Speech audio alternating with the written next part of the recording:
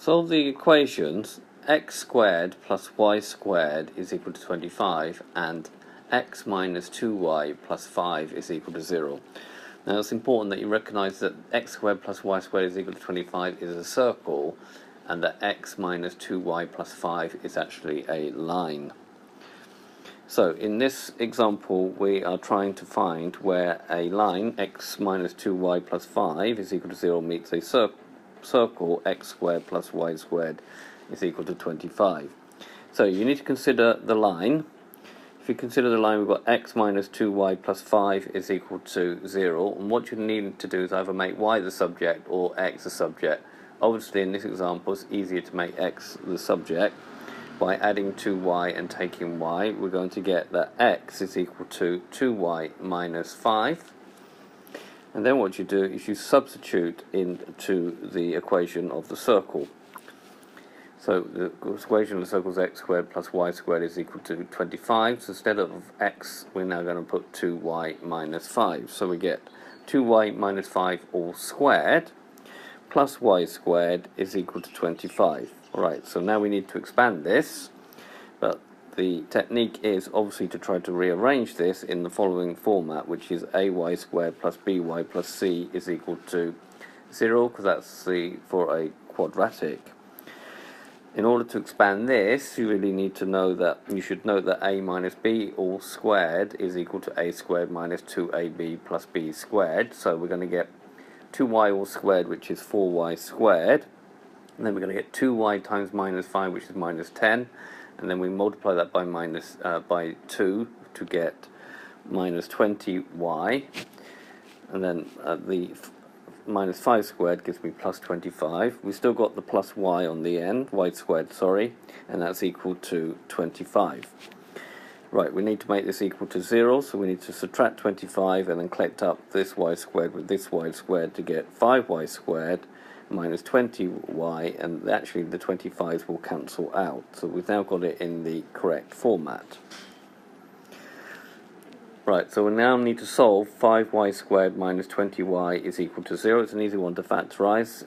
You can write 5y squared as 5 times y, and 20y as 2 times 5 times y. Underline, pair up the common terms. There's 5 common and there's a y common, so the common factor is 5y. What's left? Y minus 2 times 2, which is 4. That's still equal to 0. So either 5y is equal to 0, which gives us y is equal to 0, or y minus 4 is equal to 0, which gives y is equal to 4. That gives me the y coordinate. In order to find the x coordinate, we need to take the rearranged form of the equation of the line and substitute for y in order to find x. So when y is equal to 0, x will be equal to 2 times 0 minus 5. So 2 times 0 is 0, we're just left with minus 5. When y is equal to 4, we're going to have 2 times 4 minus 5. So that's going to be me 8 minus 5, which is 3. So the solutions are x is equal to minus 5 or y is equal to 0, and x is equal to 3, y is equal to 4. If we look at this on some sort of software, what we got is the equation of the circle here, and we can see that one point is minus 5, 0, one intersect, and the other point is 3, 4. Now it's interesting to have a look at the discriminant of this equation here, which this is the equation of the quadratic where the line and the circle intersect. So if we look at the discriminant of the resulting quadratic equation where the line and the circle intersect, we got that this is the equation 5y squared minus 20y is equal to 0.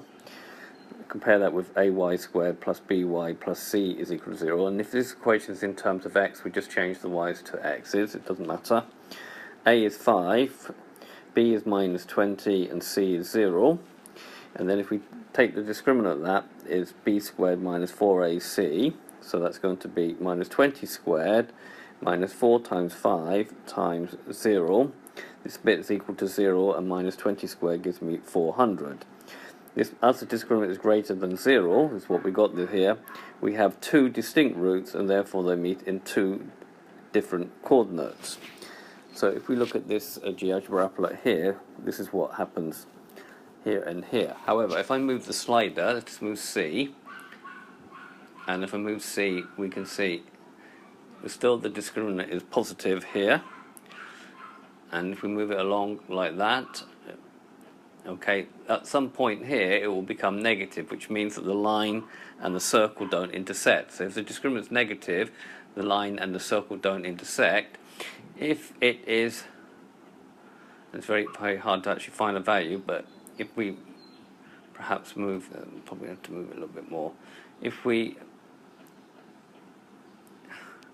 discriminant is very close to 0, okay, the line and the circle will intersect at one point. Here we do have 2 points, just because the slider is not accurate enough to get that point here. Where it meets at one point, the discriminant will be equal to 0, and this line here is called a tangent to the circle at that point, okay? And here it's called a chord, because it meets in 2 points, and here it just does not intersect, okay? So that's what the meaning of the discriminant is in this particular example. I hope you've understood, and I thank you very much for watching. This applet I will put in the notes of this video. Thank you very much.